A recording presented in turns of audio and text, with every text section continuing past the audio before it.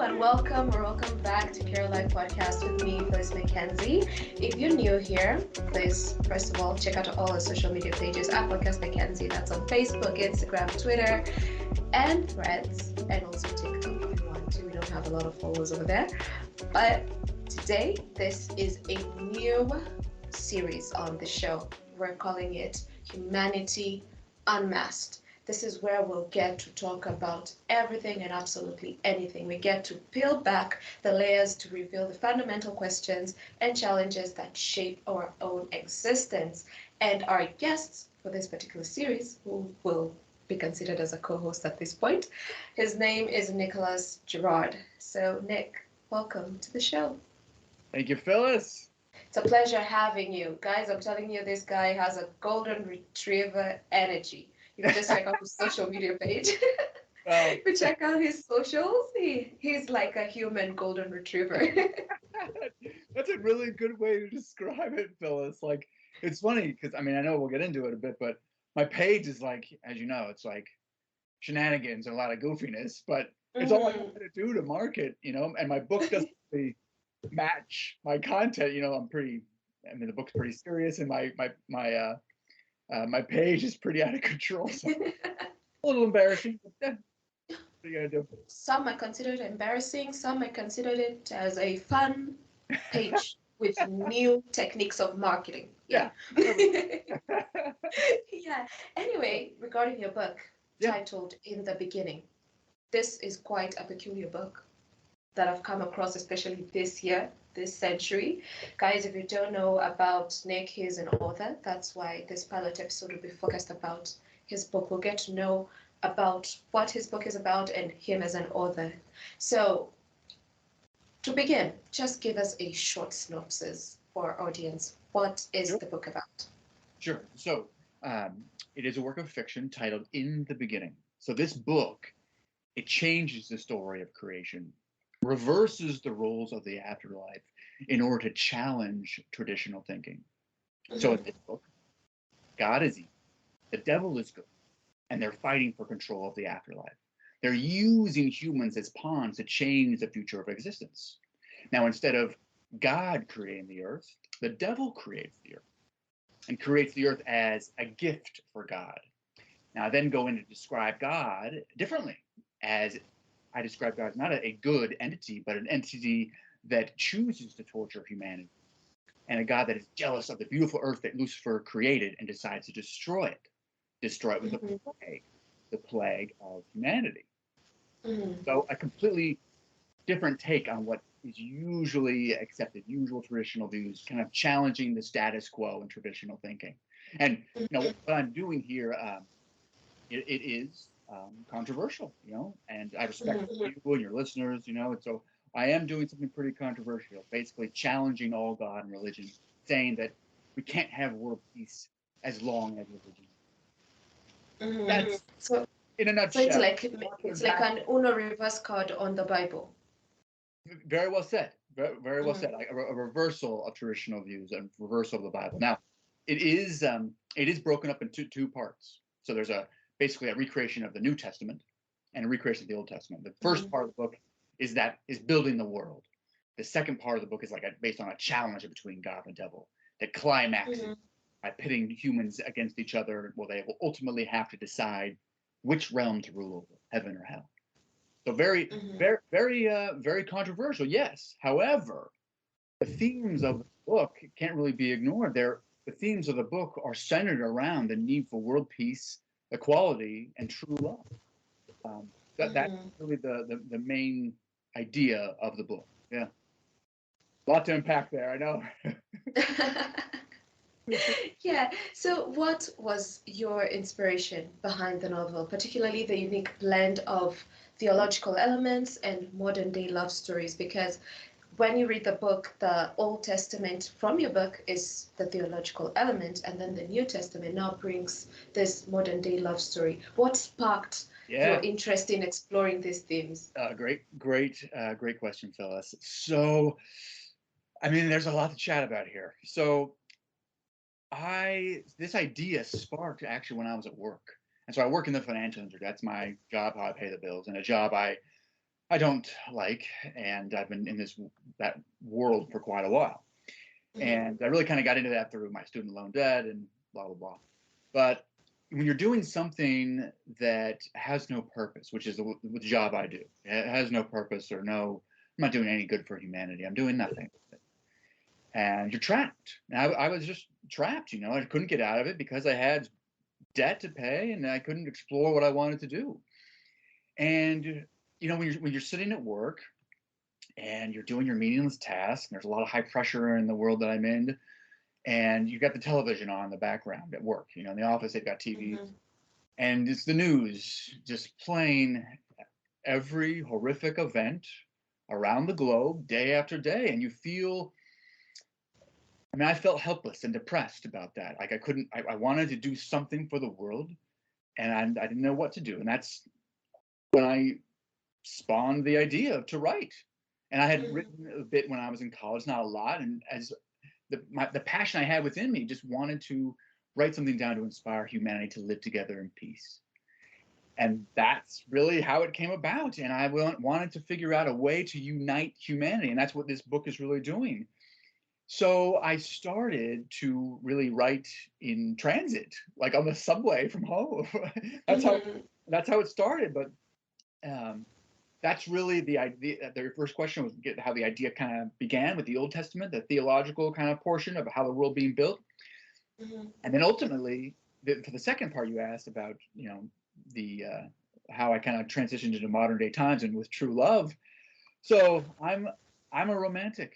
I love love. I'm kind of a blubbering, kind of sensitive guy, and I really that was what I wanted to talk about too. Is like the need for true love and how important that is, and if we can all just focus on how important love is, humanity can unite as well, unite around that too. So that's where I got the idea. It's just being depressed and wanting the world to live a different way, a life of peace, and to tell humanity about how important love is, and to get that message across. Yeah, that's how it came about.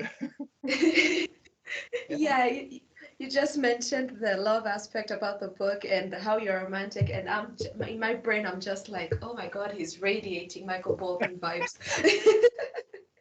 Oh God, You've got the hair. You've got the hair to match the name. well, I feel like you know, I work in the financial world, so no one really has long hair, and so I kind of look like a goofball. I think I look like a clown at work. People are laughing at me because I don't really look the part, you know, but I don't care anymore. It doesn't match it. Yeah, you're right. It doesn't matter. You're right. Be who you are. But once you've said that, I've actually come to realize that a lot of people that I've interviewed, and we are all authors, and maybe we come out with a book that released between COVID or pre-COVID all the way to the present day, 2023, all our reasons behind writing a book has always been we're stuck. We're feeling stuck. We don't know how to do. We want to help. So how can we help? Yeah, you're right. I Yeah. like. I thought I was the only one doing this, but every single time I'm now interviewing people who have had books during COVID time and present. I'm like, so we had the same thought. I wasn't the only one. We were stuck. Yeah. We felt lost, and we know the people around us are feeling lost. How do we help? Yeah. How do we ease the tension around us? So we wrote. And for some of us, we have written fictional works. Others have written actual non-fiction works. Some of us have written poetry, and then there's you with this book that looks like a Bible but isn't. Because the outside of your novel, if I saw it from afar, like in a library when I walked in from afar, I'd say that's one skinny Bible. That's a skinny Bible. And then I walk, what's wrong with that Bible? Are there pages missing, or is it the Old Testament alone? Because there are Bibles like that. They just have the Old Testament separate, New Testament separate. And then you walk closer and you'll realize, oh, wait, it's a black book written in the beginning. And now you're getting curious. Yeah. And then you try to follow the author on social media. He has all of these marketing tactics that don't really say what the book is about. But you just see the book. None. That's the magic of it. You don't know what the book is about, but it's everywhere. Like you go and you see tags, it's everywhere. People are taking pics of it on a plane. People are taking pics of it when they're opening the package. Yeah. There's you diving into the ocean with it, cooking with it, doing everything with it. And I'm like, why didn't we all think of that? Just a plain cover book that doesn't tell you anything, Uh-huh. that from afar looks like something completely different, and that has no advertising whatsoever. I know. But it says, I'm your book telling is literal magic of the 21st century. Who does that? You've hacked the you. system. Great. You're great. Oh man, that's really funny. I really like that you said. It's actually really good feedback of like, because yeah, you see it. It's just this black book. You're like, what is that? And it's, yeah, you're like, a little curious, and then yeah, the market Mhm. like it's interesting. But a lot of what I do is I send copies, free copies all around the world as a way to obviously get the word out about it. But what I like, Mhm. I mean, and I love doing that. When I say everywhere, I mean everywhere. Like, I mean, country of Jordan, Pakistan, India, Morocco, Madagascar, Kenya, Colombia, France. I mean, and I meet all these people through Instagram. And we just kind of build a rapport if they comment on something, and I'll offer, hey, would you like a free copy? And no, I don't want a review. I don't want anything. It's just a gift. Free Do to read. you use it? You read it at your leisure. It's for you. It's your property, and it's fun. It's fun when people um, take pictures of it. It's so cool. And I did one. Mhm. There's a book club in the country of Jordan called the Daughters of Eve, and they're really cool. But it was just so fun because they had just started. They've been doing this book club for a while, and then Mhm. met, and then I just sent them the book, and we had a call, like a Zoom call about it, kind of like what we're doing now, and just talked, and it was beautiful, really. We're like connecting across the world, like you and I, through literature, and through like Mhm. you said it very well. It's like we're trying to do something important, and what better way to reach people than through writing? It's a beautiful way to express your integrity. You and I are on the same page about that. I like that. It's Mhm. important to do, have that to want to do that. To want to inspire and unite. I like that. Good, Mhm. fellas. Good for all of us. Very cool. Yeah. So, Nick, your narrative, it delves deeply on the dynamics of power, control, and the consequences of challenging authority. So, what message or commentary were you hoping to convey about these themes through your characters and their struggles? Sure. So I think two things. So first would just be my desire for humanity to accept a vision of peace. Now, obviously, I'm doing that in a very bold, bold, very bold way, and that's really the main messages that I have for this. And through that message, I mean, when you're challenging all religion and all gods, it's that's a tough subject. And I used to be a religious person as well. I'm not anymore, Mhm. but I wanted humanity to come together, to unite, and peace. Obviously, I mean, we all know what's going on in the world this very day.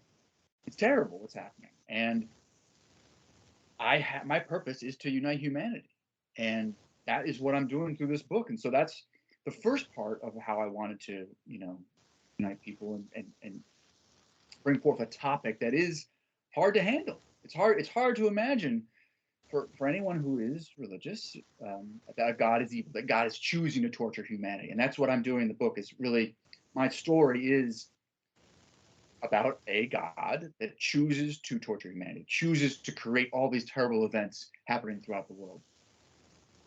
That message is in order to inspire people to question what they're doing. Say, hey, maybe if we did stop worshiping our gods and unite Mhm. around a vision of us living together in peace, and what's holding us back. And this is a controversial thing to say, and I respect you and your listeners, but we will never have peace as long as religion exists. It is a very hard thing to grasp. And I'm not trying to attack anyone or target anyone in any way. Mhm. It's very difficult to think about. That's why I wanted to make this message, to get people thinking about that. We can unite. Now, the second part obviously is how amazing love is. You know, like Mhm. it's a beautiful thing that it's what can bind all of us together is giving in to love, and that's why I took that approach in the book as well of not only um, bringing a story that is challenging God, but also a love story, an inspirational piece. That's if you read this book, you will be.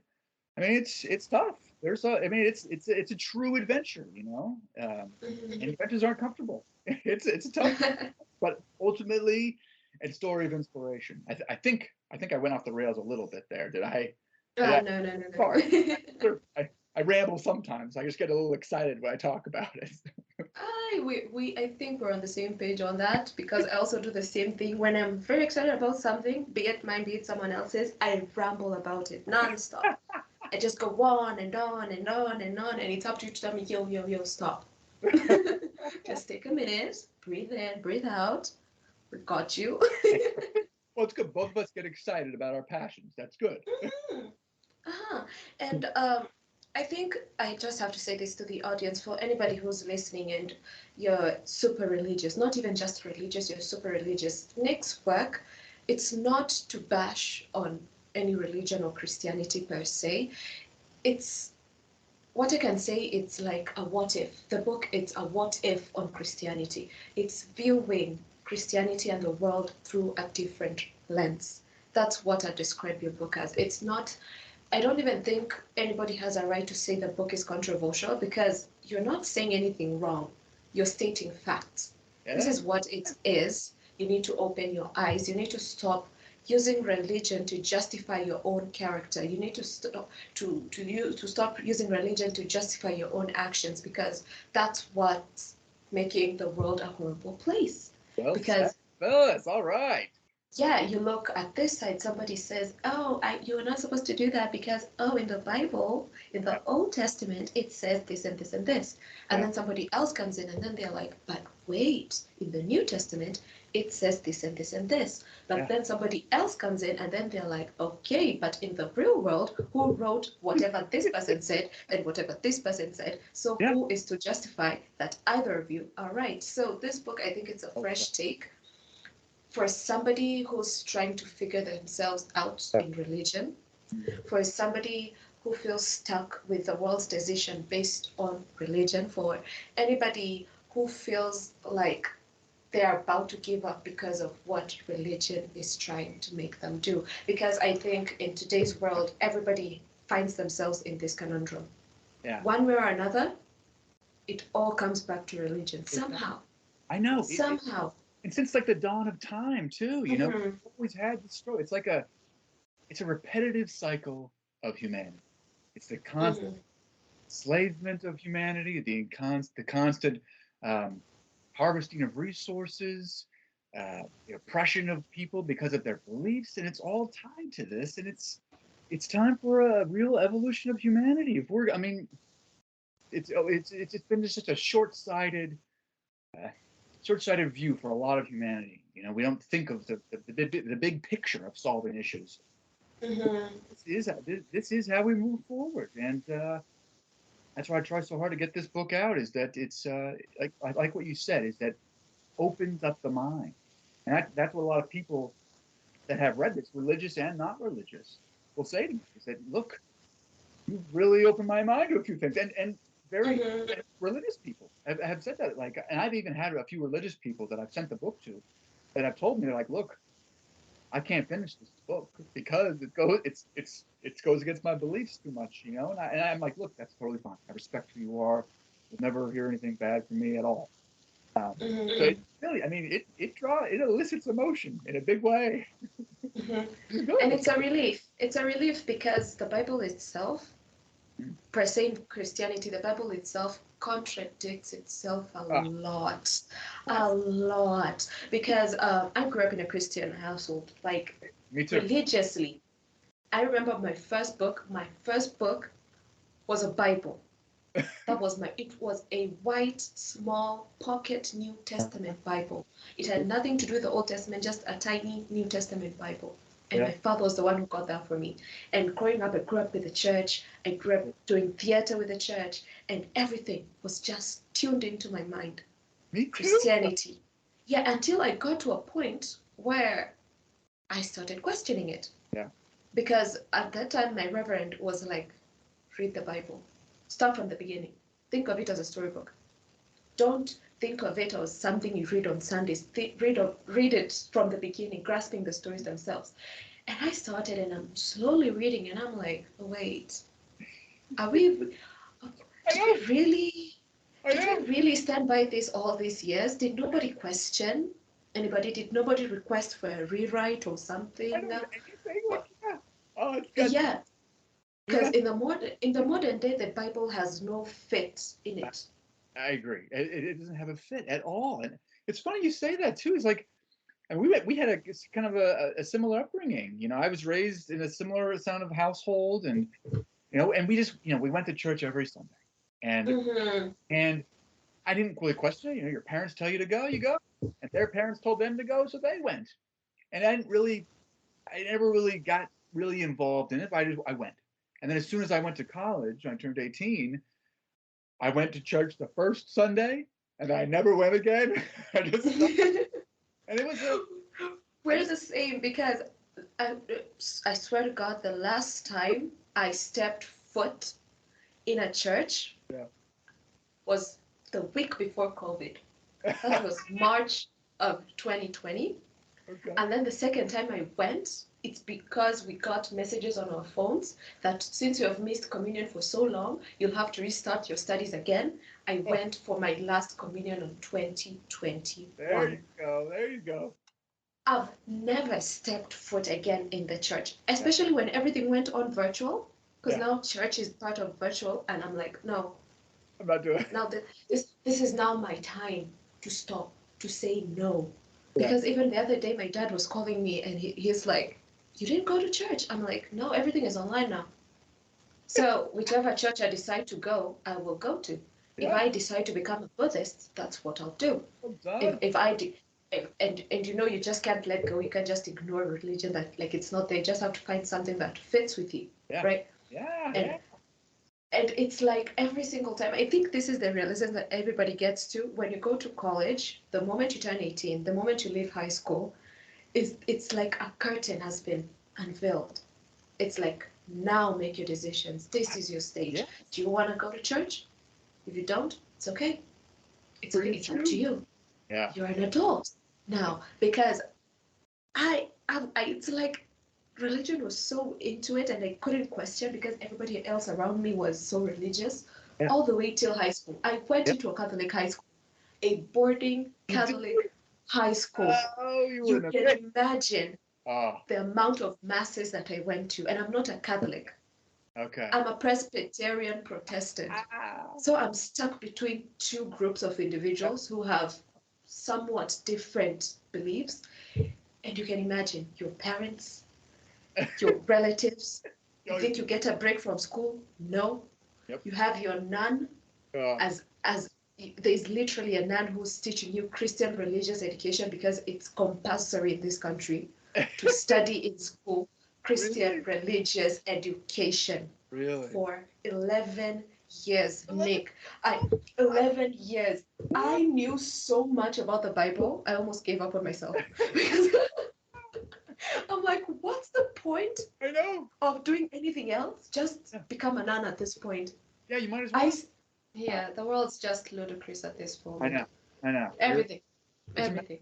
It's a mess. It's a mess. I mean, it's a mess over here in the States too. It's like, I mean, we've got we've got some problems over here. Oh, I mean, believe me, I follow up on everything. I have the Wall Street Journal subscribed on my phone, so I yeah, see everything on the daily, on the daily. yeah. The journalism part of me cannot help it. No, I just, I'm a journal fan myself. I've been subscribing to the journal since I was I don't know, probably since 2008 or so. I'm 41. mhm, I've so I graduated school a long time ago, but I love the Wall Street. I love the journal. That's my that's usually what I get most of my information. But yeah, if you're looking at it every day, we're reading the same story. mhm. Uh, Yeah, you see what's yeah. going on. Yeah, I've, mess. I've realized I've just ended up ranting, like I said. No, I got so into it. no, no. Like I'm glad. Like that's. That's why I like you've got a great show here. I've listened to your past episodes, and Mhm. this is what people need. We're from different parts of the world. We're talking about different problems that our systems have. We're talking about how to move forward, how to connect and unite. Like this, it's important. This is what we should be doing. I'm glad you have this show to do this. If it's for a good cause, it's for the best, and it has to. Mhm. You have to challenge it, and that's really what I'm all about with this. And I mean, this is what we must do. We have to challenge traditional thinking and the status quo. It's a big part of how we evolve as a society. I mean, Mhm. from what you're saying, I mean, it has to be done. Yeah, now But you can understand why I'm saying your book is a relief. It's a change. It's a yeah, change that people need to hear unnecessary change. because I agree. unnecessary change. Like you guys open your eyes. Yeah, I think we've gotten to a point. I heard this term in Shawshank Redemption. What's I love that what movie. what what did I love that show as well? I know. Great. Stephen King is marvelous. Yeah, He knows how to make me cry yeah, with me too. Yeah, books and his novels. He's supposed to be a spooky guy, but I know. I don't know what he does with Shawshank Redemption and The Green Mile. Worst 3 hours of my life. I cried I know. throughout. All I do is cry. Throughout. And anybody else who sees it, they're like, I'm like, are you okay? Are you good? Are you good? Because I cried. I cried so much. My mom was like, are you good? Are you You're okay? right. It's Should we be concerned? I'm like, no, it's a movie. Because I had handkerchiefs, not even tissues. I gave up on tissues. I had to pick up a handkerchief because now I'm sobbing, I'm crying, and I'm like, I feel you. And then I watched Shawshank Redemption. I'm like, I know. there is no way, because I never knew it was Stephen King's to begin with. Yeah, And then I'm like, this feels oddly familiar. This it is pain, this right. this pain I'm feeling right now feels oddly familiar. So I Googled, and then I'm like, Stephen King, you did it again. I know. I know. You caused me to have 2 hours of torture, 2 hours of pain, 2 hours of asking myself what is life I because know. of you. I And you're know. supposed to be a spooky guy. You're supposed to give us Cujo and The Shining and Into the Tall Grass, but Yeah, no. yeah. No. Not the. I was Instead of shocked. instead of making me worry about my anxieties, you're giving me anxieties. You're not increasing my anxieties because Taking I'm away. supposed to. When I watch Stephen King or read Stephen King, I'm like, should I be looking over my shoulders? Should I be looking under my Yeah. bed? Oh, yeah. Look in the closet. Should I look at the clock? Should I question every stranger I meet? And then you see these two films, and then you're like, this man. Like, and now what? Now what? Now what am I supposed to do? I love Just Sasha. just question my emotions? At Yeah. this point, I'm not supposed to be crying this much. I, I I, broke my crying streak I because love of that line. Shawshank. What's it? Get Yeah. busy living or get busy dying. I love that line from Shawshank. And my wife and I say that a lot. It's just like it's true. It's like either I'm living today, doing something good, I'm writing, I'm trying to inspire, I'm doing something, or I'm not. And it's exactly what Mm-hmm. you're doing here. Like you expressing how you feel about this, what you've gone through, what's going on in this system. I mean, that is healthy. That is important to society. Like you're living right now, and not just even right now, even through all your episodes, through your show. Like that reaches Mm-hmm. people, I mean, that's Mm-hmm. important. You're living by doing that. That's what's good about this, Phyllis. I mean, this is great. Yeah. I've just now remembered the line. I was trying to think about it. The line that Morgan Freeman said in the book in the show actually was now I've forgotten it. Oh, people are institutionalized. Yeah, That's the institutionalized. statement he said. Yeah, he said that you get to a point where routine becomes who you are. Yeah, yeah, that's a You're power. now institutionalized. You don't know what to do apart from what you're currently doing. And that's something the world has been doing for a long time. We don't know what else to do because you've been told already what to do. It's part of who you are. So Yeah, you don't know if I change it, is it the right thing to do? yeah, Or if I change it, will I be lost? Or if I change, is there even need for change? Should we just go on and ignore everything? And I think that's why everything, especially the concept about religion, has stuck by for so long It's just, yeah, it's repetitive. It's just what you're comfortable doing, and you just Mhm. keep doing it. You don't ask It's questions. like this domino effect. The moment Yeah, you think it's gonna stop, it's not. yeah, that's It's right. just keeping on going, keeping on going, keeping on going. Because when you think of it, Christianity says that whoever wrote the books were those inspired by God, but Yeah, who are those people? yeah, yeah. Good question. Why would you believe the words of somebody from the BC till today? Yeah, When the AD, it does. It why would you seems very senseless, and especially exactly? Why would you believe somebody who justifies murder? I know, I Because know. the Bible justifies crucifixion as a form of punishment, which today we do in form of death row. Yeah, you're right. Justifies murder, but Yeah, it's you're murder. absolutely. Murder is never justifiable. Either way, you took a life. No Yeah, matter what this person did, you took a life. So it does not matter. And the only thing that people say, Christianity, in the past, that's what religion did. You yeah. take an Oh, eye, we take an eye. You yeah. take a foot, we take a foot. You Oh, murder, we murder. shouldn't we evolve, That's a, change? we should just rethink this. If Yeah. we can rethink science, we can definitely rethink Christianity at this point. Good point. Good Yeah, we point. can. We definitely can. We should just stop it. We should just stop believing that one guy in a white robe, all the way in Rome, no hard feelings to the Pope. We love Pope Oh, Francis. But this guy's supposed to dictate what's right and what's wrong. yeah. And imagine how unified we'd be if we did. It'd be a beautiful. Mm-hmm. We could like come together much more easier if all of those. That's what we're trying to get across for sure. Yeah, Phyllis.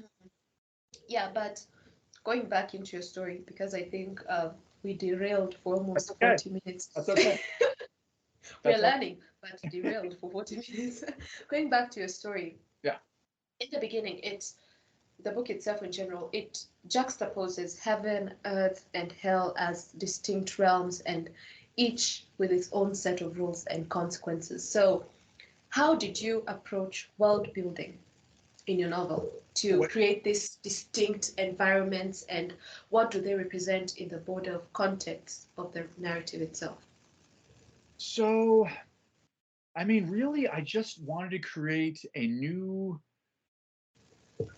I wanted to show a different take on how the world was created.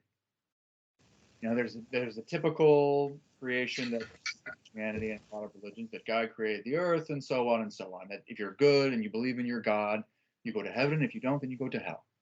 And I wanted to create a different version of that to explain the cruel nature of society. That God really isn't. If, let me rephrase. If any entity or anyone that allows the suffering of innocent life is evil, and that's what I wanted to get across in the book. That's why I created. That's why I wanted to create the world in a different way, created by the devil instead, because the devil really wanted an equal afterlife, an afterlife where no one is had to worship any entity, that they could just live and be who they are, exactly who they want to be, which is Mm-hmm. God. So that's how I started that process of like building a whole new world in a different way, so people could easily relate to it. Like, what if it did happen this way? What if it didn't happen the way I think? Just another way of how people could open their minds to a different viewpoint, to make themselves question why they believe the way that they do, with the ultimate goal of convincing people to stop worshiping their gods, to walk away from that. And then ultimately, if you stop worshiping a god, you'll ultimately stop being religious, supporting your religion, Mm-hmm. really getting all of us on the same page, on unifying. Really, that's how I kind of started that. The events being a bit different in this book, and how I said that it's God who creates disease, and earthquakes, and volcanic eruptions, and then war, and invents money and greed, all these terrible things that humanity will use to eventually destroy itself and the earth. Yeah. Mm-hmm. You have said that, and I've actually, funny enough, I've remembered something I said to somebody last week. We should stop blaming Saturn for everything. The devil Yeah. has not done everything on this planet. Because when, especially for my country, when something goes wrong, oh, that's the devil's doing. That's the devil's doing. You know, Well, if you don't go to church, God will not help you. Nothing will go your way. That's the norm. And everybody has always been like, oh, since Satan was a fallen angel, you know, we can just blame him for everything because he's the bad one. yeah. He tried to pose a coup Yeah. up in heaven and overtake God. Because technically, the Bible describes Lucifer as perfect. Yeah. So why not? If he's perfect, why can't he rule? Why? Good You know, point. Yeah. it makes you wonder.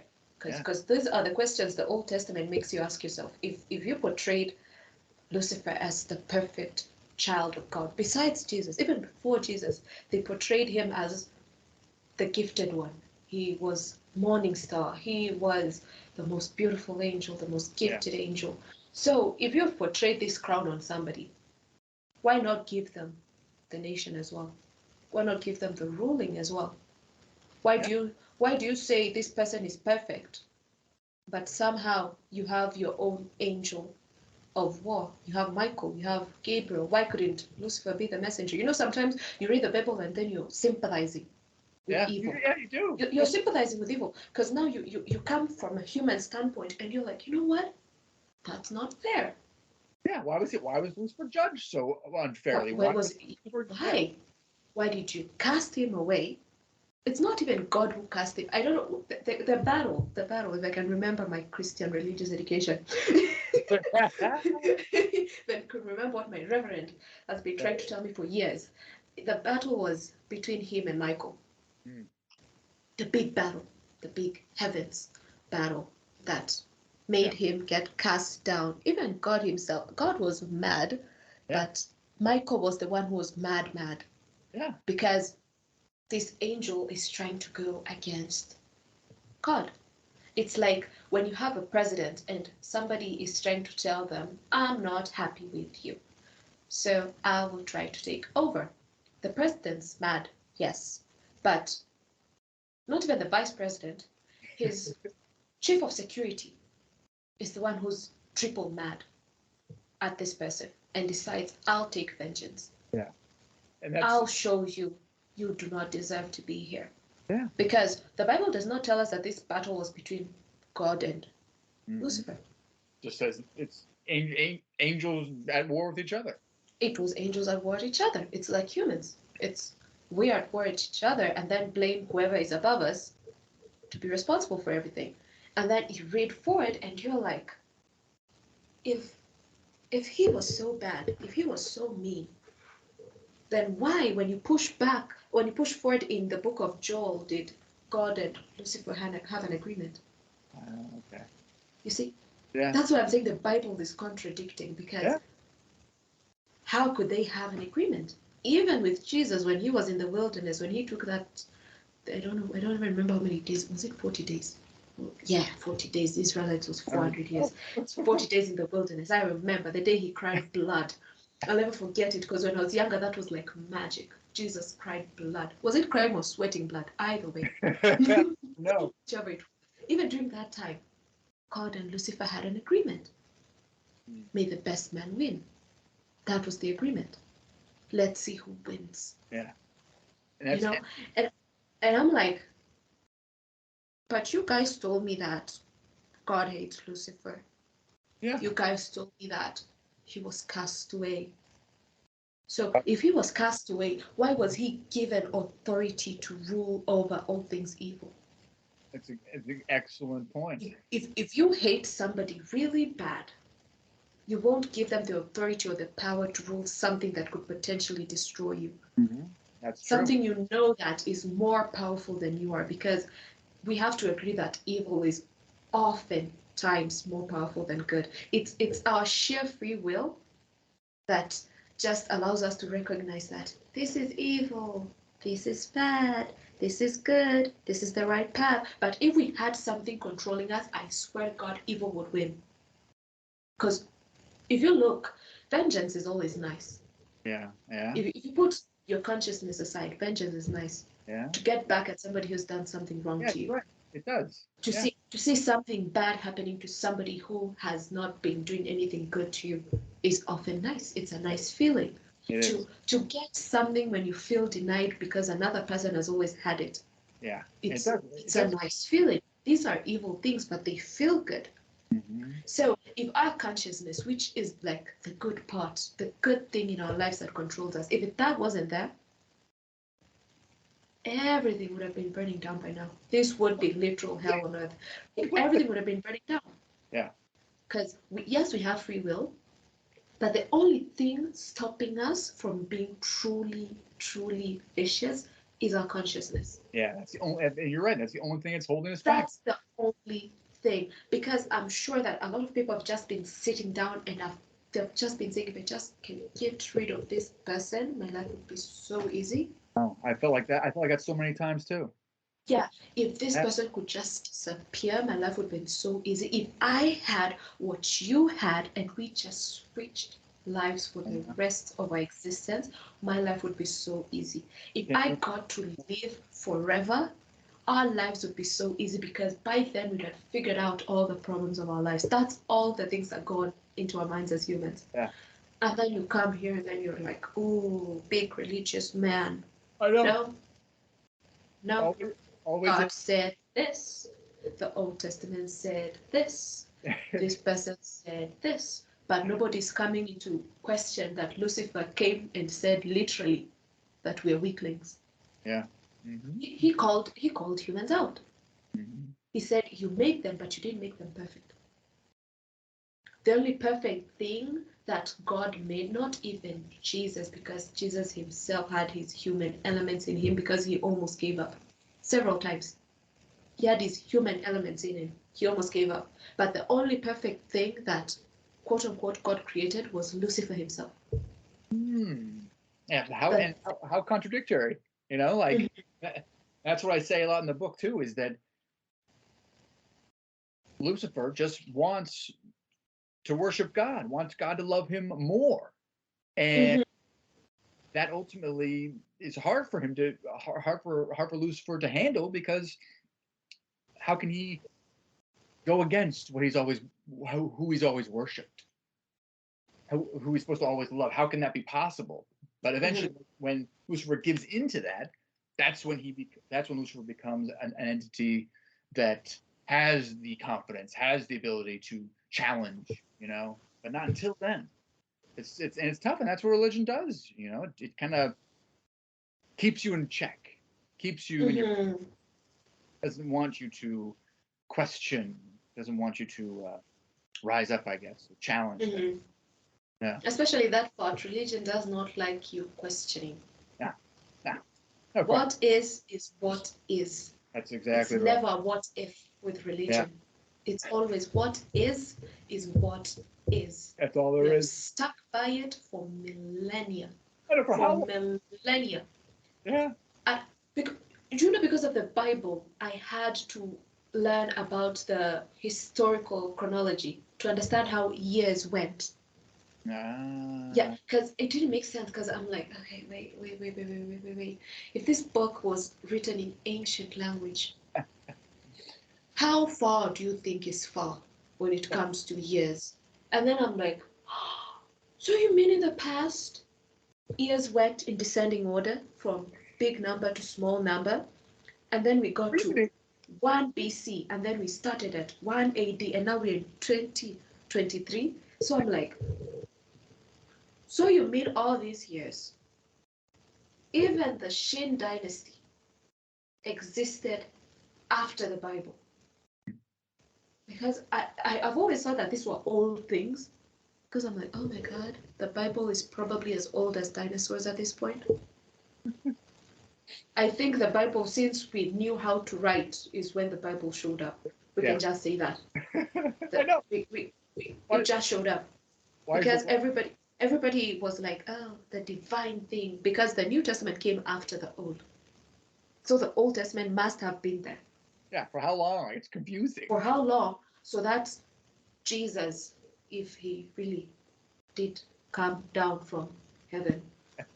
get born from a virgin Yeah. because that story has never Oh made yeah, sense that's to believable. me. Yeah, Mhm. that's Where, it's where, part of where, the problem. Yeah, it's so yeah, unbelievable. yeah, like this perfect person, son of a carpenter, hmm, You know, who didn't do anything till he you was know? 30 and had only 3 years to do everything. Oh, yeah, more believable, and especially More believable, yeah. He if changed the world within 3 years. really, How great is that? I know. And Oh, within 3 days after his death, yeah. everybody became a Christian. Oh, That's magical. Andrew. It's fantastical. Oh gosh. It's fantastical because I have always read the Bible and I'm like, yes, go Jesus. Then I you know. you grow up and then you're like, wait, Like, wait that a does not make second. that No, does not make sense. no, but don't question anything. Don't ask any questions. Who can even ask? You Oh, can't ask your church because now they'll think blasphemy. oh yeah. Oh, the devil. Blasphemy. You can't write an email to the Vatican because now they'll think triple blasphemy. Oh yeah. Question the Bible and then you question the Vatican. Absolutely not. You're out of here. You're gone. You're I the know. queen of blasphemy. How dare you?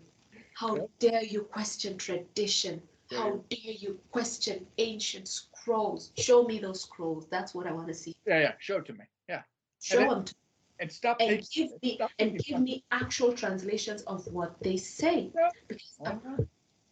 how do you tell me there was a great flood that was never recorded in history that took out the entire planet and only a single family of humans survived? Oh, But somehow, all across the globe, our DNAs are different and we're not related in any way. you're being too reasonable. You're asking too your questions are too sensible.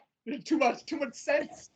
That's what I've always been asking because I'm like, okay, Noah, so you saved everything. Like How did so you save bacteria then? yeah. How I did took you the do animals that? on the ship. How did you save ants? Because we still have ants, and Oh, ants are not bacteria. Did they also walk on the ark? Did they? No. your questions make How too do much you sense. tell me that the earth was filled with water so high that a big boat could land on top of a mountain when it finally drained? And where did it drain to? Ah, yeah. Where did it Do go? we just have a plug on the ocean floor where we can just plug and everything just reduces? The purpose it's like a fun novel. I know it is, isn't it? Different Lord of authors the Rings or something. of different Marvel authors Mm-hmm. from the Marvel universe came together and decided, you know what? We're going to write this book and it's going to go down in history as the greatest thing humanity has ever had. I know. Guys, what do And you it's true. think? It's true. Because one minute you're there and you hear, we have to. That's the funny thing. When growing up, you're normally told creation is one thing, right? Creation Yeah. is creation. No, of course. School taught me we have two orders of creation. We have the first order, which we know heaven, earth, light, sky, Yeah. moon, sun, stars. And then second order, where we have Adam and Eve. Yeah. Those are two separate Yeah. things. Completely separate. It's two separate things. And I'm like, okay. You So would God took a rib, crafted a woman. If in the beginning you crafted the man from mud, as the Bible says, why didn't you also create a woman from said mud? So, what God is trying to do is arts and crafts with humans. We are Pinocchios. yeah, I like that. No, we're literally Pinocchios. We just wanted to be living things. That's what God did. He made dolls, turned them into living things, Make me into a real boy. turned us into real boys That's and I real like girls. that comparison. That's pretty good, Pinocchio. I never thought of that. That's pretty The good. Bible's weird. Yeah. The Bible's weird. I remember the other day, I don't know where I heard this from, but somebody was questioning the angels who were sent to earth. I don't know who the 9 daughters were. I don't know. I don't even know if you can remember. I read the Bible so much. This is where now the Christian religious education I learned from comes in. God sent 9 angels from heaven to come down to earth and breed with 9 daughters of man. Oh, I didn't even know that story. Yeah, and then they gave birth, I don't know, to giants or what. It's somewhere in the Bible. I need to find it. It's daughters of something. Daughters of something. And that's where people start saying that witchcraft evolved from, all these things of alchemy, because the angels, when they came, they taught the women all these things that humans were not supposed to know about. So they became stronger than anything else. Okay, I see. They learned about magic and alchemy and all this. So this is where all these branches of magic being real came from. I know because the Bible instigated it by telling us God sent angels to come here and breed with 9 daughters of man. So interesting. And then they gave birth to giants. It's a weird story. I remember reading it when I was younger, and I'm like, wait, Like, where does this come into play? What's happening? What's going on? 1 minute we were doing good. We're doing good. The And next angels are here. Is that what happened to Mary? Who knows? Who knows? Gave birth to a magical baby. Oh, Jesus, the magical baby. believable story. It's more believable than saying Mary gave birth as a virgin. Yeah, that's even more believable than the other part. Like Jesus, the magical baby. They just didn't have that word, magic. Yeah, I'm sure Joseph could have used it, because even Joseph didn't believe it. It's amazing. Poor guy, he didn't believe it. He's like, I cannot give up on you, because during these times, if I give up on you, you'll never get married. So I'll play along. And I'll have this baby and I'll raise it as my own. It's like he's probably like, oh, I won't go too far. Don't worry about it. And then, And after 35 years, this kid dies. Like, whoa. And rises from the dead after 3 days. True magical baby. And then goes to heaven. Literally floats into the sky. Floats up. It's either a magical baby or an alien. Aliens do that. Yeah, that's pretty typical in the alien items we've seen. Especially after seeing those TikToks. You remember, was it last year or in 2021, there were these TikToks going around, people doing the literal interpretation of angels as described from the Bible. Oh, I didn't see that. I didn't see it. It's horrifying. Was it really? It's horrifying. Really? They're horrifying. I have to find the video and show you, because I'll Google it. You have to. Just Google real life depiction of angels as from the Bible. Just Google that statement. Because it won't show you a human with wings. It's a literal alien. A gigantic alien with millions of eyes. Because that is what the book of Revelation describes angels as. Really? Like the spirit beings. Yeah, when you read the Bible and go way too deep into it, like they made me do. You have? In school. I have. It's like a science fiction. No, and that's when people started wondering: is even God real? Is it just an illusion we've been having all this time? That a magical baby came, forgave us of all our sins, and every single time, if you pray and ask God for forgiveness, even if you've murdered somebody, your sins are washed away. Because Jesus died for your sins. Yes. So that means if somebody is in court and they just says, I feel so sorry and I ask God to forgive me, that means you should forgive them, because that's what the Bible says. Exactly. That's what the Bible says. It's law. If you're following the Bible, there it is. It's right there. It's stated. It's stated. God sent his only son to die for my sins so I can be absolved of everything, even if I'm dying. I know. So if I'm on death row, I can just say, please, Lord, forgive me. It's all over. and it's all over. That's what we do You with can't Shawshank. try me. You can't try me. It's all gone. Yeah. It's washed. My record is clean. That's what the Bible has been saying. I know you can see why I'm saying the Bible is contradictory. Yeah. Because you're saying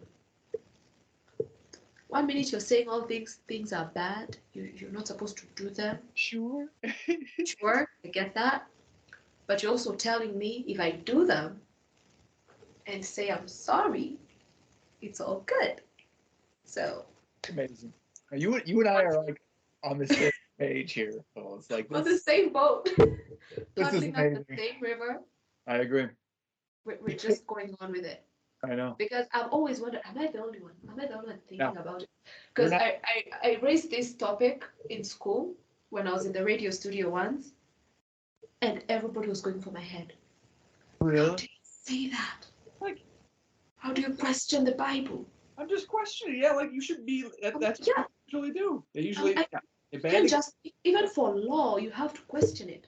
You You can't have just blindly follow something. That means you don't understand it. If exactly. you're blindly following it, it means That's- you're not getting it. to do. Yeah, you're right. Mhm. Let's not blindly follow. Let's question. Yeah. Question, ask yourself, what if we just switch, we just tweak here and here? I think it's better. Yeah. If we just remove A and you put D, and then we just scrap all this that's too old, because we're What? literally in the third millennia humans. I know. We're not even in the BC, but we're following BC rules. I It's know. it's like saying London is not London because it follows old London rules. Yeah. Yeah. It's England would have been gone by now if it followed those times. It's If time to change. We have to change. we are changing history, if we can say slavery is bad, question the Bible, guys. Yeah. Question it. Please. Because a lot of people are justifying their actions, because you find like what are these people called? I think you can help me with the term. They're like trying to get justice on their own, but often in the wrong way. Oh, like vigilantes. Yeah, there's the word. My brain cells just to evaporate when I needed them most. Yeah, you find that vigilantes, they're like, especially for those who have like Christianity backgrounds, they're like, we are supposed to follow Christianity. We are supposed to do punishments in form of Christians because the law does not punish people enough. And I'm like, what do you mean the law does not punish people enough? What do you mean by that? Yeah. Because a while back, growing up, you always had a life sentence as something big. You always thought that a life sentence means literally that until you die. Yeah. But life sentences can be tweaked this time. You find that somebody says, oh, you're sentenced to life, which would be 20 years in prison. And I'm like, you'll still be alive though. So why do you call it a life sentence? What? Why? Exactly. Why? You don't make sense.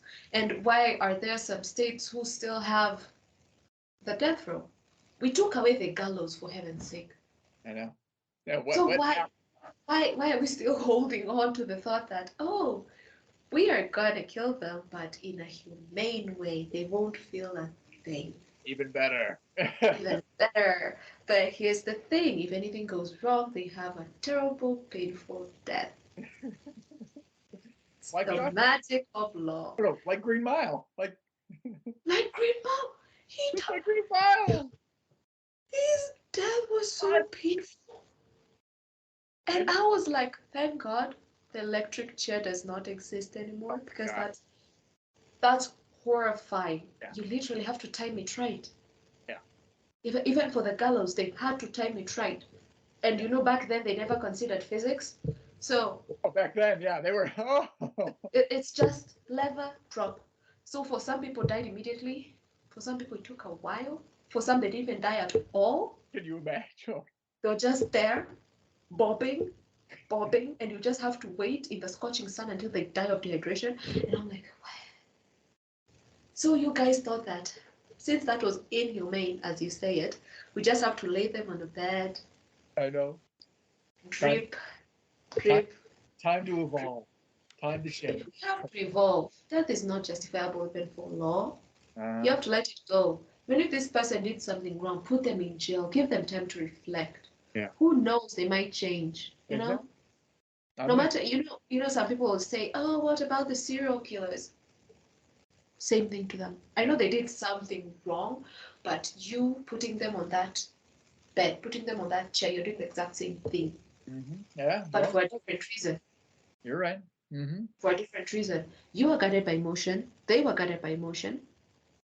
They had their reasons for killing, and you have your own reason for killing. Yeah. I like that way you said that. Your reason for it. Yeah. Yeah, it's the same coin, Mm-hmm. but two different sides. Yeah. You thought you were doing this for good, but in the end, you still have it in your head because you were there. You were there, seated there when he took his final breath. Yeah. Yeah. God. And then if he's in jail, he would also have to relive every single time all those faces of people.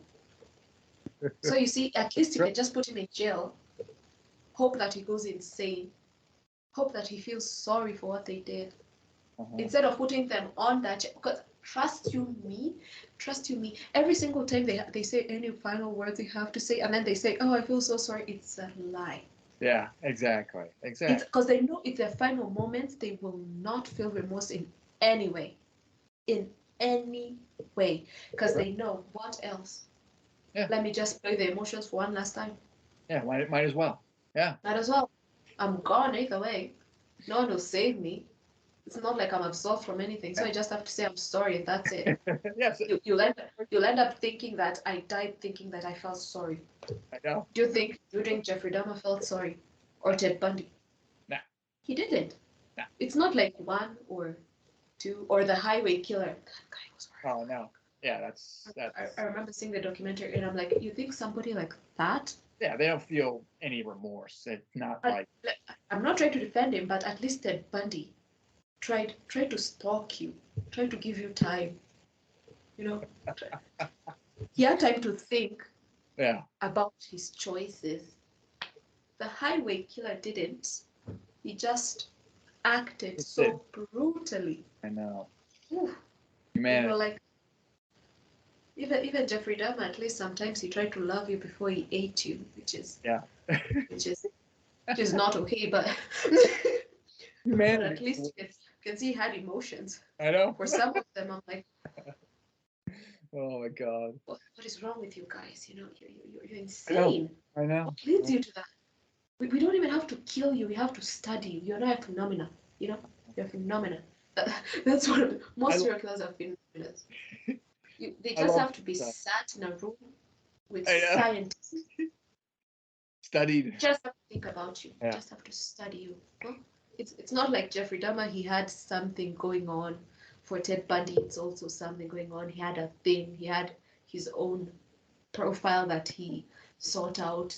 For the highway killer, you're like, this is so random. Yeah. No, This is so, for most serial killers, you're like, this is so random. I know. It is What's wrong with it? You had so much time to stop that you did. And how did you? Who even taught you that? You know, you're like, who taught you that? You know, for a cannibal, you can understand. Maybe one day he bit his finger. I was intrigued. Yeah. And then he was intrigued. Yeah. You know, because our brains, apparently, we have the will to bite our hand off. It's just that our brain stops us from doing so by giving us pain. I realized that and I said, wow, we are insane. So you mean one day I can just bite my hand off when we have an apocalypse and my brain won't stop me? But right now, because I have clear thinking, it stops me from doing so. So maybe Jeffrey Dahmer had the same thing. Ted Bundy, he was hurt because the person he loved did not love him enough, and he was trying to fill that void. Then you're looking at other people, they've killed over 500 individuals, and you're like, 500 in 40 years, that's a career. Yeah. Yeah. And it's a career at this point. Yeah, you may. Yeah. And you took pleasure at it because you took even Yeah. souvenirs. You took your time. It's not like the I watch a lot of crime documentaries. Actually, it's weird. I fall asleep to them. They're good. Yeah, it's fun. Yeah. studying this from Why a the time? psychological Yeah. point of view, Yeah. not even a human emotional point of view, because you're like, you had time to stop. Yeah. Why You didn't can you? understand, you can understand if this person was driven by fear, driven by anger, but or driven by PTSD maybe, because they had this certain memory. But to make it art for yourself, because you're taking souvenirs, you're taking meticulous time to do your work, quote unquote. Yeah. What led you to How, that? I know. It's insane. And that's why it's interesting with those documentaries though, because you want to get in the mind of how someone can be like that. Mm-hmm. I mean, it's just it's like you have to try like I want to understand it. Like, well, how can that be? How can a human do that? You know, it's human and that's something I cover a lot too, is like humanity. You know, I know we'll get to that too, but like Mm-hmm. how why humanity is the way it is, how can it change? You know, it's you and I are definitely on the same page with how we think. I like it, Phyllis. Like your show here is this is fun. I enjoy it. Finding solace in a in a same mind wave. That's Oh, yeah, yeah, this is what we need. mind wavelength. There it is. Yeah. This is what we need. Perfect. Yeah, and because we're in the same topic of your book, I think I should mention this in my other podcast. I don't know if you got a chance to see it or find it. It's still new. We Can Come for a podcast. We talk about everything and anything: Mm. ghosts, paranormal activity, aliens. Currently, we have a pause on cults. I started this whole series about cults, Oh, it's and good. Good. yeah, That's every fun. single one you can think about on this planet, especially the United States, Oh because yeah. somehow you guys have so many cults They're dating. everywhere. They're They're so, everywhere. Like it's so weird. currently, I can't even trust anybody. No, don't trust. No, don't trust anybody. If if I look at you, I'm like, okay, okay, okay. This is not even a pyramid scheme. At this point, this is a cult. I'm looking out for cults, I not know. pyramid schemes. It's, They're they're are you so. recruiting me to something? Like, is that what's happening here? Hmm? That's what you always think. Yeah, you have to be on your guard. People are If so. I wear this logo, am I saying I'm part of something I'm not? And it's funny. It's funny because it's sad and funny at the same time. It's Yeah. bittersweet because you realize that a lot of people have taken so much solace in religion Yeah. that they find it so easy to trust anybody who presents themselves as religious. Yeah. That's how And it happens. Yeah. like how the Shawshank Redemption says, they become institutionalized, and before they even know it, they're way into debt that they can't get out. That's a common theme with those cults. It's like they're just too involved in it, too ingrained. They don't know what to do. They have to like be safe and got like escape. You know. And the weird thing is they present themselves as something they're not. They present themselves as this happy place that you can be yourself, that you can find a family, that you can find a sisterhood, that you can find a brotherhood. And especially here, if you come back to my country in Kenya, they don't know the difference between the Charles Manson and the Masonry brothers. They don't know the difference. That's that's They just say either way, it's demonic. And yeah. I'm like, wait, one of them is an actual elite society which has stood there for years doing good Yeah. things. The other one is the cult. The Yeah. Charles one is a cult. The Brotherhood is a brotherhood. They've been there even during George Washington Yeah. times, and they've been doing good things with the planet. Yeah. Yeah, in the sidelines. And then we have the other ones. Oh yeah. There's yeah. You know, And the weird ones. we Yeah. have the other ones. It's Things so weird. almost, it's almost similar, but There's a lot of that. my country, they're like, They're the they're same. worshippers. They're all there. It's all together, and I'm like, you Oh, guys, it's two different things. Don't, it's not please the same. don't, please. One of them is actually good. They're doing good things. The other ones are the ones who are doing really, really evil things. And then I think back again, and then I hear the Church of Scientology, and I'm like, Oh, I mean, yeah. It's like how can especially if you research about this and you oh, see really prestigious people in it. just do the research? Yeah. And Do some due do diligence. your research. I Do know. your own due diligence, because you cannot just say, oh, because Tom Cruise goes to this church, I Oh, should join it. and You know, that's how they get it's people. it's It's so insane. fun Yeah. because my church has a famous person in it. You know, my church goes to this ancient ruins and then they do preservation. You don't know what they're preserving. I know. Don't know What's behind the curtain? what's It's the behind the Wizard of curtain. Oz. Who knows? Yeah. Because there was this place in the UK. I don't know what it's called, but it's like the best way to describe it. Picture a hill, right? There's a hill. Top of it, glorious church. Mm-hmm. Glorious church. Always. But right at the bottom, literally, and this sounds like heaven and hell. Like when if you were to dig on the floor of the church, go all the way down, it's a satanic worshiping place. No way. Under the church, like No miles and miles under Really? the church. Oh, And wow. the funny thing is, every single world ruler has been there. No way. From the past, even Benjamin himself. Really? I'm gonna look that up. That's interesting. I didn't know about I that. saw that, Really? and I'm like, What's going on? if you read into it, it's so bizarre. Yeah. Because they even have these things carved. They have their faces carved on the walls. They have the devil carved there. They have this river which is like crossing Hades. Really?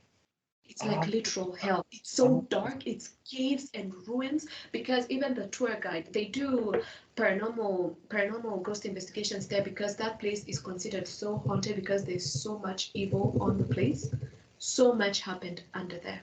Really? Like every single evil thing you can think of. Interesting.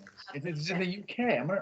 I'll look that up. That's interesting. It is. And then the worst thing is where the altar is on the church, directly below it is where the altar for the Satanist is. So What? when up here they're praising, down here they're offering a sacrifice, and it has everything. Everything you can think of, including metal gates. And it had rooms, quote unquote rooms, because it was on the walls, it was carved to become a room. So the only thing that could be a door was a curtain. Okay. Interesting. And everybody had their own room. So you can do anything you wanted to do in there. But since there are no doors, it's not really quiet. Okay. And then it's a cave, it's underground. God. And then the burial place, it's upstairs. Like I'm saying upstairs because they're literally climbing upstairs so that they can come back up. It's outside, like somewhere off the church. Okay. It's a burial place. And it's a mixture. Good and evil is both buried there. Oh my God. Those who are from down below and died were buried here. Those from up above and died were buried here. So every member of the elite societies from back then during Benjamin's time, during that time, if you're part of the elite society, you had to have been there. Oh, interesting. They've all been part of it. Yeah. Yeah. So people are portraying it as world wealth came from there. Okay. You can imagine world leaders, elite people from all across the world flying all the way to the UK to come to this particular place and congregate and worship all things evil. Oh, yeah. Underneath a church. Can you believe it? I mean, I And can't. when you're outside the grounds, you can't even tell. Really? Until somebody tells you, hey, there's a cave, wanna go down? Guess what's down below? Guess what's down below? You'll finally see Hades. Oh. Not Hades himself, but yeah, it's literally that. You see how Disney depicts Hades' place looks like? That's what you see. The river, the gates, the iron gates, because they believe that drinking that water could give you more life. You can imagine drinking underground water, really. Where is it coming from? There's no other stream, but this stream is flowing, so where is it going? Where is it coming from to begin with? We're underground, miles underground, so. Yeah. Where is it coming from? What's up? Where is it coming from? Where is it going? And why are the leaders Are you coming sure here? why are the leaders coming here? Are you sure that's mineral water? Oh my Or it's God. just sewage that floated and then filtered somehow into this clean water? Because the water it's clean, it's pretty. Yeah. Oh. You can be tricked into it. And now I see how people got tricked into it. Yeah. Evil is pretty. anything evil is portrayed as pretty. Oh my God, these people. And I'm like, how? Did you think that you could just drain the powers from the church into, or send your powers into, because that's what people are saying. It's like heaven and earth. Oh, heaven and hell, pardon me. Because you have the church and then hell. And below. Interesting. So we have these people worshiping up here. We have these other people worshiping down here, and it's a strain of powers. God. May the best man win. That's how. That's how it's going. I know. Yeah, and the place still stands still today. You can go get tours. You can go see it for yourself. It stands still today, including the burial grounds. Stands still today. Unbelievable. Yeah. It's all built around. If nobody could have told you, could just taken a trip there and say, "Oh, pretty landscape, pretty church. Are those ruins? Oh no, what is that? That's a grave site. That's a grave site that looks like a ruin of an old building, but it's a meticulously set because it has pillars, and then on the wall they are buried in a wall, not on the ground, in a wall, and then those pillars are like protection. Okay. So that the evil does not come in, because apparently when you read into the story, when they died, these evil guys died, they had gotten so deep. Okay. They wanted to get out, but they couldn't because they started it. So evil was already out. Evil is out. Evil has overpowered them, and now they're dead. So for them to get buried, they had to get buried with protection. That's why they got buried closer to the church. I see. Now they have protection. So whatever evil is outside cannot go in, and if it goes in, it cannot go out. It's like you're trapped in this electric cage or a force field. If you choose, are you staying in or are you staying out? Choose. Because if you stay in here, you're trapped. You can't wander anymore. You have this weird square footage of wandering around. If you're outside, stay there. You can't go in. Yeah. And a lot of people say that if they go there, they feel these experiences, they feel sad, they feel anger. You start feeling these emotions that you never had. You start feeling your hair being pulled, you start having headaches, it's literal evil. It's not like, oh, girls, no, it's literal evil. You start feeling it from within. Yeah. Like your sixth instinct is just clicking. Like there's something wrong. God. It's just something wrong. Oh, these places. How I'd love to do my own paranormal investigations. I know, right? That'd be fun. I started that second podcast just for that thing. That's cool. I've been emailing in everybody. I was this close to get an exorcist on the show. Oh, cool. Then he died. Oh, no. Oh, what? Oh, no. Just my luck. Oh. Just my luck.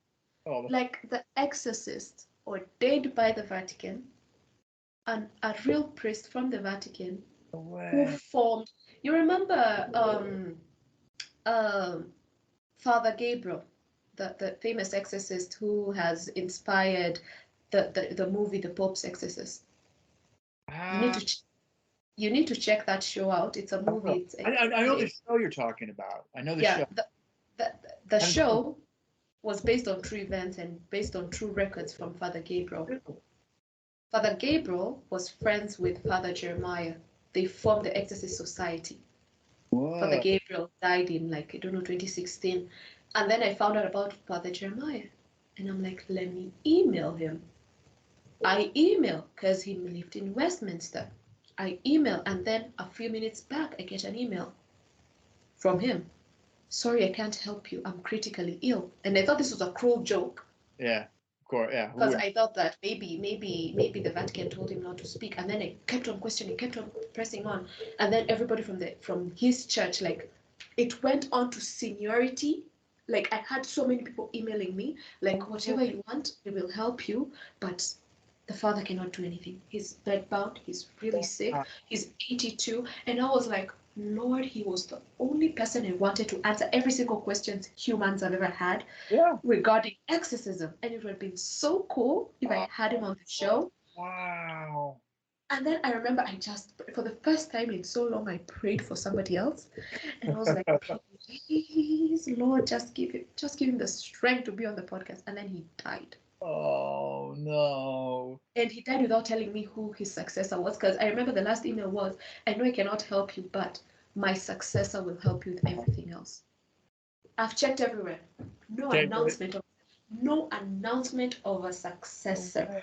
Who would be the best exorcist on this planet? It was them, just them. They'd been everywhere. That would have been an amazing show. They were the Ed and Lorraine Warren of the Vatican. Gosh, can you It's imagine? like telling me right now I can get an interview for that show with Ed and Lorraine Warren's son-in-law, the one who married, yeah, because he took over. Okay, okay. Yeah, So he you're on the took right over. track then. That's good. Yeah, I've been trying to find the email.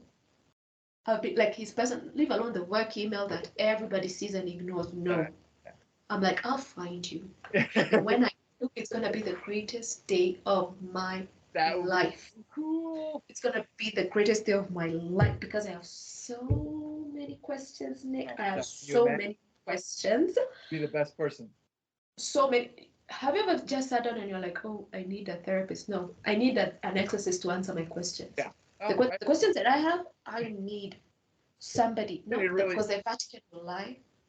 You know, the Vatican has a habit of lying Or- when you ask too much. Because I remember when I messaged them and then they were like, oh, we can't send you the notes. I'm like, I know you can't send me Vatican notes. I want his personal handwritten notes. Yeah. Because it's known if you're an exorcist, you have to write down your accounts. So you can share it. Okay, okay, okay. Those were the ones I wanted.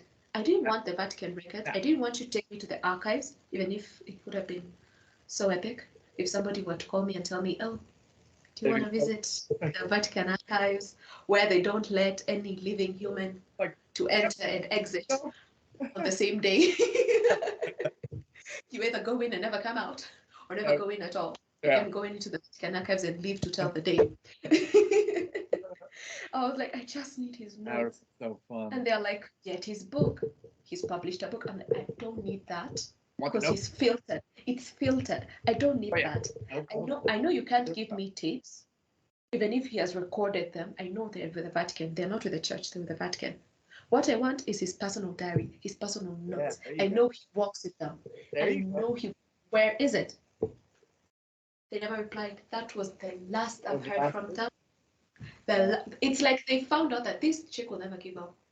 Let's just be quiet. If we are quiet enough, she'll just forget about it. Yeah. But I won't. Westminster, I'm coming for you. There you go. There you go. I'm coming for. The moment I know who the successor is, because they won't announce it, they don't do this whole. It's not like the Pope where, we have a new Pope now. You don't know. Nobody even knows we have an exorcist society in this world, which we do. A group of exorcists. It's a society for exorcists ordained by the church. That's crazy. I didn't know how. That's. I mean that is something you should push for. That's really cool. Yeah, and I was like, oh, if I could have gotten him in the first email, if only he wasn't sick and sadly went to see the big dad upstairs, he would have been on the show. God. He would have. You're on the right track. It was a last minute thought, by the way, because something just told me email. You're on the right track. Keep emailing them. They can't ignore you forever. Just like Andy Dufresne. He got that from the library. I'm here. You can't ignore me. Yeah, I'm making imagines. Somehow. They can't ignore you. Find you. Exactly. You have to respond so that everybody else can hear whatever I and they have to say. Because I'm sure everybody has questions. I was so prepared. I had prepared so many questions. I called my friends. I'm like, you guys. They replied. That's so cool. Prep your questions. What do you have questions about? What do you got? Give it. Give it, and then he dies. Oh. God. Sometimes it's wrong. It's like when you're about to find out something, it goes away. I know exactly. Now you're distance away from finding it. Yeah. You're like, oh, so close. So close. I was at the door. I was smelling it. I was like, it's right there. I know. Now it's gone. Anyway. Wow, I lost track of time. Mm-hmm. We've been on here for 2 hours and 15 minutes. We've been going on for a lot. Anyway, let us just walk through the final three questions really quick. The climax of your story, it hinges on the concept of true love, like you mentioned, and its power to transcend all divine control. So, can you share your thoughts on the significance of true love as a driving force for your narrative and how it ultimately leads to the downfall of all divine powers? Sure. So the way I think of true love in this book is that it is freedom. It is your full ability to be who you are, to love who you want. And when that is true, then that when you are bound by true love, nothing else is important. It's the only thing that you live for. And that is a driving force that we all have, you know? And if you don't know you have it, Mm-hmm. you just haven't, it hasn't been explored enough within you. We all have that inside of us. And so I wanted that from the very beginning of writing this, was that true love would prevail. And that was, even though the story is challenging, that Mm-hmm. message I keep on hammering that message home, and eventually ending with true love conquers all. I thought that was the most important message. One of the most important messages of the book to bring about was how important we need how important true love is, and when it is there, that nothing else in life matters as long as you have that love. Yeah. Mm-hmm. And for your characters, Dave and Charlotte, who are the love interests in your book, right? Yeah. They experience profound personal transformations through the story and all that, which is like the second half of your book. Yeah. So, how did you develop these characters, and what So, message or lessons do you hope the readers themselves will take away from their journey? good question. So Dave and Charlotte are actually loosely based on my wife and I. No kidding around. Mm-hmm. Now, none of the violence happened to us. I'll be very Mm-hmm. clear about that. But that was me. I used to live. My wife and I used to live in New York City. That was me working in the financial world and doing sales. My wife used to work at several different financial firms, being an executive assistant. She is Charlotte. No kidding around. But Mm-hmm. that's what motivated me, was the life that we were living there, and like why we were treated so poorly in these different industries because of our titles, and because of um, the constant need for greed. Mm-hmm. That's why we were treated so poorly. And so that's how I created them, loosely based off of our real life. And then the message that I wanted people to realize when reading that part of the story was kind of almost back to what we were talking about before with true love, is that all we wanted to do in this life was to love each other, and just to live, and not be constrained by society, constrained by money. And that was our biggest problem, and it still is our biggest problem, actually. Mm-hmm. And so that's where the story came from. And then, yeah, that's what I wanted people to realize, is that once you have that love, you don't need anything else. And we ultimately want a simple, modest life of just living in love with each other. That's the message I want people to know about that. Yeah. Good Oh, question. and that's great that Yeah. Dave and Charlotte are coming from like a personal Yeah. level, a more relatable level, Yeah. because I have a book that I'm gonna publish, I think, Really? beginning of next year, Oh, and great. it's evolving around people I've met of my life. Okay. Good. It's Good. the theme of the book is or the genre of the book is something I call magical realism, Oh, where it's reality as you know it, but bring in the magical aspect of it. yes. You bring the vampires, the vultures, the werewolves, the magical shamans, everybody, you bring them into modern day. So you Yes. can imagine New York City, but besides having normal humans, you also have people with normal jobs who are oracles, or people with in constructions who are werewolves, and Yes. people, yeah, and detectives who are like from ancient line of diviners, and Oh, I like that's it. what I've always. It's like, what if? Yeah. Just Very what if? cool. You know, just That's what if we had our Harry Potter dreams good of idea. having magic in the Yeah. real world. Yeah, Good. and it's Yeah. it's it's really good, and I hope I finish that book in time, because it's really good. It's shaped Good. from around everybody I meet in life, good and bad. Good. Because I always tell people, if you do something wrong to me, I swear, Taylor Swift might put you in a song. I'll put you in a book. Yeah. And I that's what will I thought. put you in a book. No kidding around. That's what I did in this book. Mhm. I like my bosses are in this book that I've had. Yeah, don't mess with others, guys. We'll put you in our books. That's right. If you do something mean, you will be the meanest character in our book. And if you do something nice, not even for us, for anybody else, you would be shaped into this character that everybody adores. We think the same way, Phyllis. Exactly how I wrote. I did the exact same thing with this. That's so cool. Good idea. Yeah, because even for my scripts, even for my film scripts, my mom sometimes reads them and then she's like, "What is wrong with you?" And I'm like, nothing. Don't get me wrong. I'm not insane. I don't need a therapist. But the characters are based out of real people. Yeah. The names are not real. I may have stretched the character a bit much. Nothing wrong with that. Nothing wrong with that, but 80% of these people are real. Yeah. Like you look at a character so mean and you're like, that's my next door neighbor. Because sometimes you read a book and you're like, oh, yeah. That's what happened to me a month ago. So and so did this. This author did good. And it's a goal for all authors. That's a great way to write. Just strap all your readers into this web of, I get it. Yeah, you're onto something there. It's a web titled, I Get You. Good. You know? Yeah. And I swear, if you can achieve that, your books are fantastic. Agreed. You become like R.L. Stein mixed with Stephen King, mixed with J.K. Rowling, and put them into one bubble, where you have the J.K. Rowling part where you always have a book that will forever be remembered. Then you have the creativity part of R.L. Stein, and then you have the emotional part of Stephen King, and your goals are kept. Your goals are kept.